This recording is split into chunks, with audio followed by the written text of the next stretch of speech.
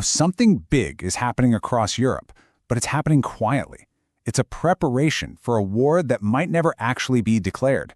A war fought not with soldiers on the ground, but with silicon and with code. Today, we're going to dive into this silent rearmament and figure out what it really means for the future of the continent. So if you ask the officials, they'll tell you, no, we're not heading towards a war. But the facts on the ground, they tell a completely different story. We're seeing military budgets just exploding, drone factories are popping up everywhere, and cyber units are doubling in size. As one source put it pretty bluntly, this is not normal. This is preparation for a whole new kind of conflict.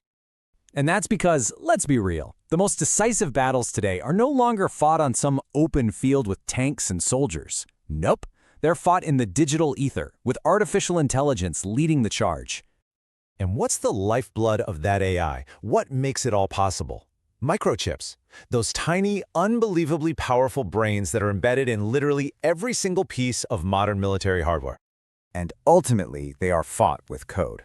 Europe is now in this frantic race against time to master these new weapons, preparing for a conflict that could completely reshape the continent without a single shot ever being fired. But what on earth sparked this sudden, dramatic shift? Right, so this wasn't some slow, gradual evolution. It was a sudden, absolutely jarring wake-up call, kicked off by a few key events that exposed Europe's vulnerabilities in a really stark new light. There were really three major triggers that forced Europe's hand. First, you've got these really unsettling intelligence reports on Russia's military modernization. We're talking upgraded missiles, sophisticated drones, advanced electronic warfare systems. It revealed a frightening technology gap. Second, political shifts over in the United States raised this chilling question: what if one day we're on our own? And third, and this is a big one, a relentless barrage of cyber attacks on critical infrastructure, power grids, hospitals, made it terrifyingly clear that Europe's digital defenses were basically paper thin. So, faced with this new reality, Europe's response has been to just lean in and embrace the future of warfare: automation. We're talking about a super high-speed pivot toward a military where intelligent machines do a lot of the heavy lifting, the dangerous work, and even the critical thinking. This new strategy is really built on four key pillars. First, vast, autonomous drone fleets that can swarm and overwhelm an enemy. Second, AI-driven decision-making that can process battlefield data at literally inhuman speeds. Third, an AI-powered cyber shield to predict and block digital attacks before they even happen. And fourth, robotized logistics to move supplies without risking a single human life. It's a fundamental shift from manpower to machine power.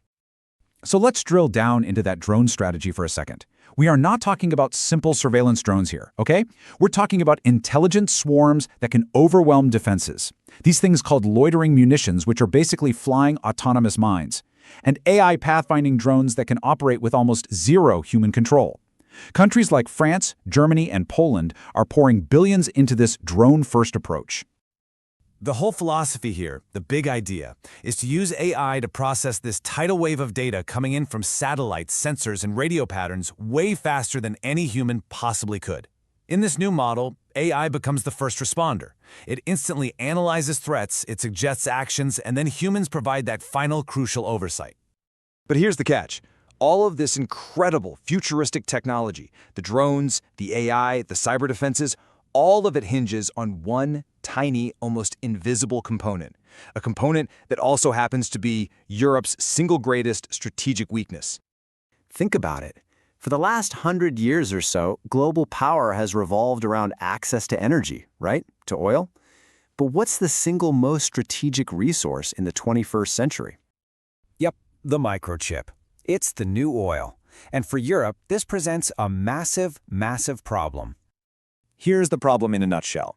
Europe simply does not produce the advanced military-grade chips it needs. It imports almost all of them from Asia and the United States. And this creates a critical choke point. Without a secure supply of chips, its entire modern military just grinds to a halt. And the scale of this dependency is just staggering. The brains inside a drone's navigation system, the pinpoint precision of missile guidance, the security of encrypted communications, the power of modern radar, the reliability of satellites, every single one of these critical systems is completely and totally reliant on foreign-made chips. Okay, so faced with this massive vulnerability and all these new technological threats, Europe has started this frantic race against time. pouring unprecedented amounts of money and resources into building its own digital fortress. For decades, a lot of European nations let their defense budgets just stagnate. That has flipped, and I mean almost overnight. This sudden surge in spending is driven by a really stark realization. Modern war is just too fast. If you wait until a conflict actually starts to prepare, you've already lost. And this new funding is super targeted. Germany has committed a staggering €100 billion fund, focusing on air defense and cyber command. Poland is aiming to build Europe's largest land army, but it's backed by huge investments in drones and missiles. France is pushing the boundaries with laser weapons and space surveillance. And the Nordic countries, they're all in on rapid response tech for Arctic defense. This is the new reality of conflict. The front lines are no longer just physical, they're digital. A war today might not begin with a declared invasion, but with a silent, devastating attack that causes a nationwide blackout or shuts down an airport or collapses a country's banking system.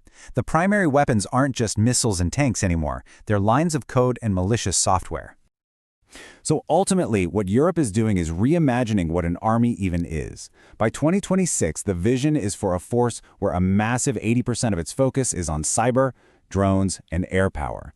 Traditional ground forces, they'll become a smaller, supporting piece of a new tech-first military doctrine.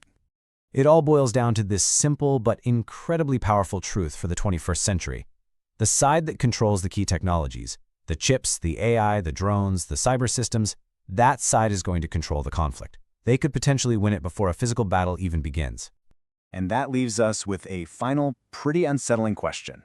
As this technological arms race just accelerates in the shadows, completely out of public view, is this silent war already unfolding? And as we go about our daily lives, is it already being won and lost right under our noses?